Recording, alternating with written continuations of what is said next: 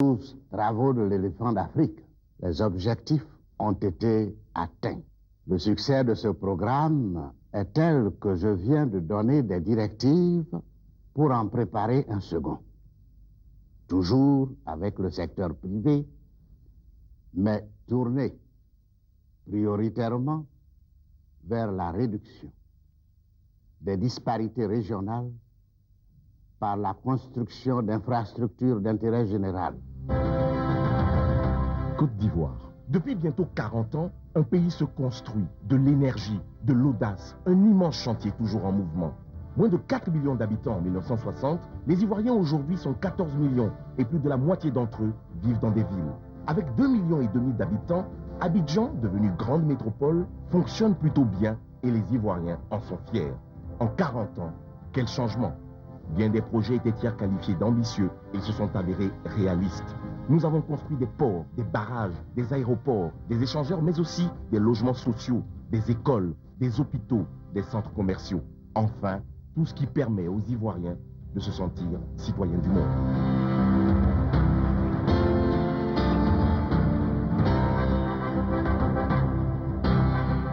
En 1996, le gouvernement ivoirien a lancé un vaste programme d'infrastructures d'intérêt général, symboliquement appelé les 12 travaux de l'éléphant d'Afrique.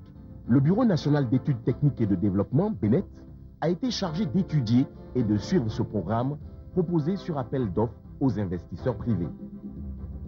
À fin 1997, un premier bilan est permis. 5 projets d'une valeur globale de 600 millions de dollars ont été attribués. L'extension de l'aéroport d'Abidjan, l'autoroute Abidjan-Yamoussoukro, la voie express Abidjan-Bassam, le pont Riviera-Marcory et la 3e centrale thermique. 3 projets sont en voie d'être concédés, l'abattoir Abidjan-Anyama, la gare routière d'Abidjan et le parc des expositions. 4 appels d'offres restent à lancer dans les prochains mois. Le pont Sud-Banco d'Abidjan, le pont de Jacquesville, le train urbain d'Abidjan et enfin le stade olympique.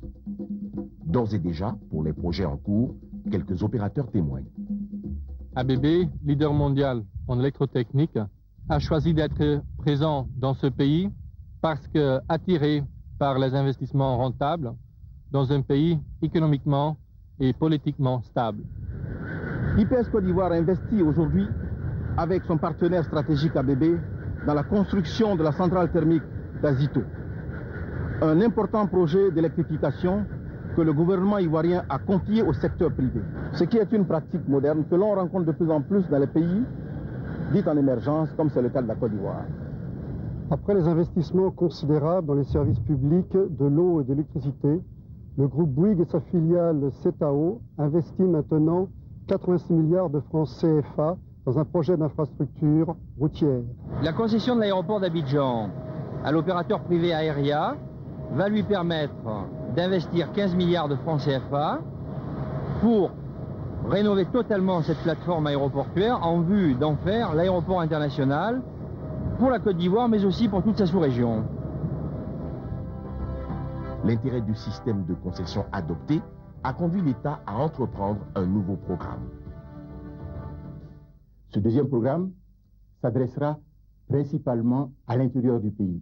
Il s'agira essentiellement d'améliorer les conditions de vie des Ivoiriens et de permettre de réaliser l'idéal du chef de l'État, à savoir le progrès pour tous, le bonheur pour chacun. 6 secteurs d'intervention ont été retenus.